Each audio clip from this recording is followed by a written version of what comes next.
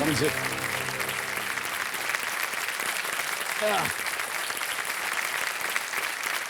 बधाई बधाई बधाई आपको। देवेंद्र सज्जनों, मेरे सामने हॉट सीट पर बैठ गए हैं शुभम कुमार कश्यप जी।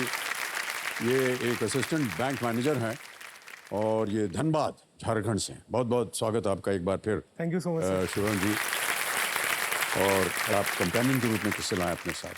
सर। कंपेनियन के रूप में मेरे माता पिता मेरे साथ आए हैं जी। प्रणाम करता हूं आपको और बहुत बहुत स्वागत आपका। आपका ये जो बैंक है जहां आप असिस्टेंट मैनेजर हैं, ये भी धनबाद में है? जी नहीं सर, मेरा बैंक जो है वो वेस्ट बंगाल में है। ओह अच्छा। नदिया डिस्ट्रिक्ट है और कृष्णा नगर है।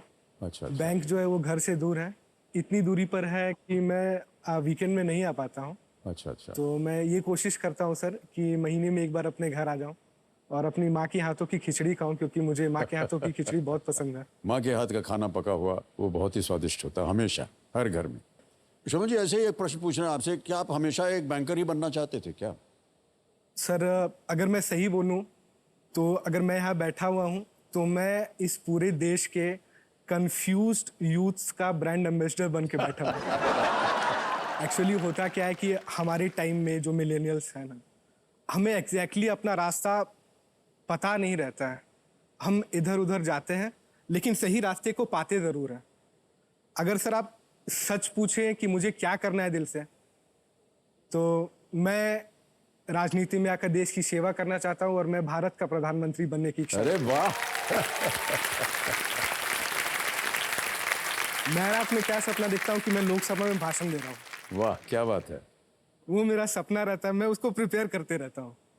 तो ये चीजें, लोगों से मिलना, अब मेरा फेट था एक बैंकर बनना। तो बैंकर के रूप में मैं जितने ज्यादा लोगों से मिल सकता था, जितने को फाइनेंशियल इंक्लूजन में ला सकता था, मैं लोगों से मिलता हूँ, बातें करता हूँ, उनकी तकलीफ जानता हूँ। जी जी। अगर मेरा मकसद लोगों की सेवा है तो वो बैंकर होकर मैं उसका प्रोबेशन पीरियड कर रहा हूँ। और एक दिन जरूर आएगा सर कि आप ये केबीसी में भी क्वेश्चन पूछोगे और वो मेरा नाम रहेगा उसमें। बचपन से ही आपको राजनीति में शौक था या कहीं से पढ़ा?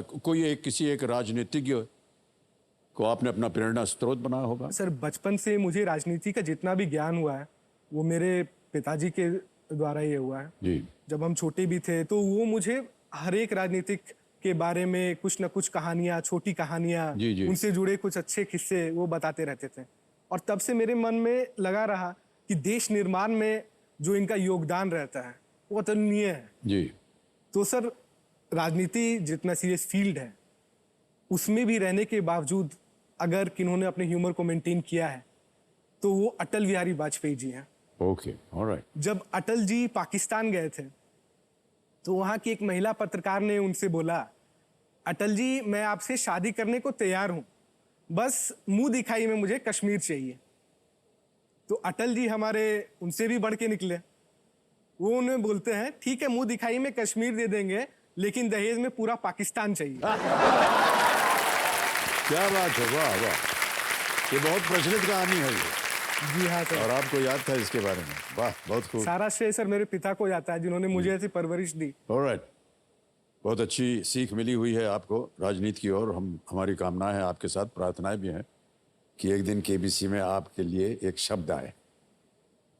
मान्यवर, ये जो पूरा हफ्ता है ये आशा अभिलाषा का हफ्ता होगा और इसी के उपलक्ष्य में यदि आपके अंदर कोई आशा हो या कोई अभिलाषा हो तो उसको बताया जाए उसके बारे में। जब केबीसी नया नया शुरू हुआ था उस टाइम से ही मेरे पिताजी केबीसी पे आना चाहते थे। अच्छा।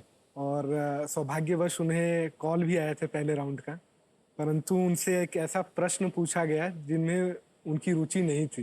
तो उसके बाद से वो केबीसी की हॉट सीट पर आए नहीं। अगर मैं यहाँ बैठा हूँ तो मैं उनके सपने के रूप में बैठा हूँ।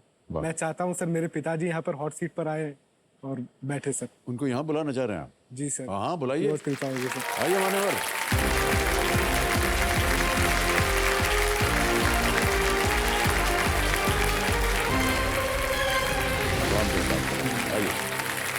आपसे हाथ मिलाना चाहते थे। बहुत खुशी हुई। आइए, स्वागत है आपका।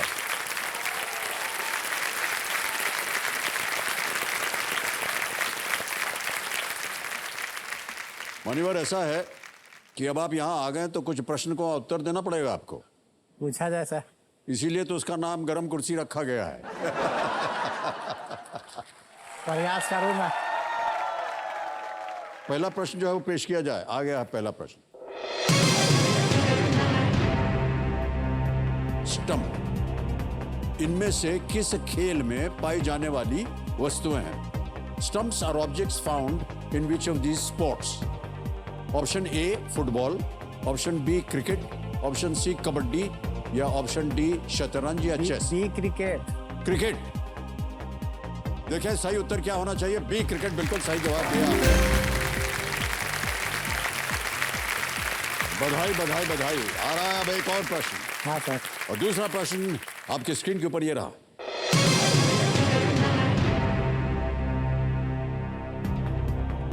इनमें से, अभी ऑप्शन में से, कौन करीना कपूर खान और करिश्मा कपूर के पिता हैं? Who among these is the father of Kareena Kapoor Khan and Karisma Kapoor? Option सुनिए। A Rishi Kapoor, B Shammi Kapoor, C Randhir Kapoor या डी शशि कपूर? रणधीर कपूर। लगा दे ताला। जी। बिल्कुल सही जवाब दिया बनंत भाई साहब।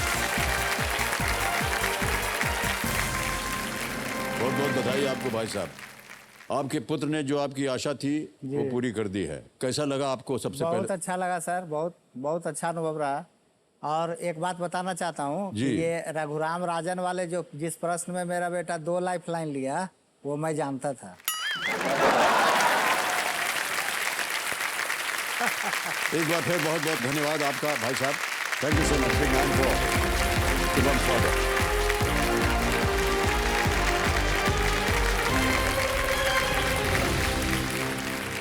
ऑलराइट, आगे बढ़ते हैं। 11वां प्रश्न 6,40,000 रुपए आपकी स्क्रीन के ऊपर ये रहा।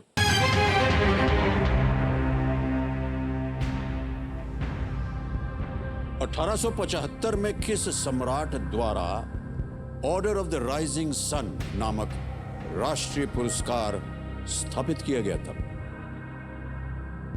Which emperor established a national decoration named the Order of the Rising Sun in the year 1875? ये रहे ऑप्शंस आपके सामने। A Napoleon Bonaparte, B William the fourth, C Reza Shah Pahlavi या डी मेजी? पढ़ा तो है सर इसके बारे में। Order of rising sun, rising sun को अगर देखें तो land of rising sun Japan को बोला जाता है। मेरे को ऐसा लग रहा है कि जापान से रिलेटेड ही हो सकते हैं।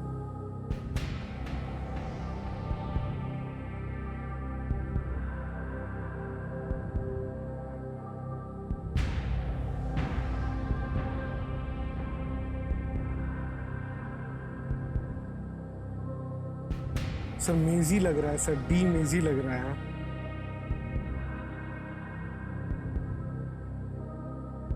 नोटिस क्वेश्चन है, बताइए क्या करेंगे आप? नेपोलियन बोनापार्टे तो फ्रांस में 1799 में था। नेपोलियन बोनापार्टे तो नहीं हो सकता है सर, क्योंकि उसका टाइम पीरियड ही नहीं है, फ्रेंच रेवोल्यूशन के टाइम में है। रेजा शाह पहलवी का मेरे को आइडिया नहीं है और विलियम फोर का आइडिया नहीं। रेजा शाह पहलवी, सर डी मेजी को लॉक कर दिया सर। तय कर लिया आपने? ऑलराइट, डी मेजी पर ताला लगाया जाए, देखें ये सही है कि नहीं। Order of the rising sun, आपने कहा इसका संबंध जो है जापान से है, इसलिए मेजी होना चाहिए। विलियम द फोर्थ वो एक अंग्रेज, और ऐसा माना जाता था उस समय कि the sun never sets on the British empire.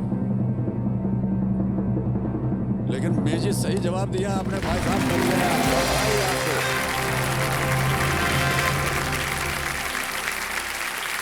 Japan को land of the rising sun कहा जाता है। 1867 से लेकर के 1912 तक जापान के वो शासक थे, Meiji, land of the rising sun. Okay.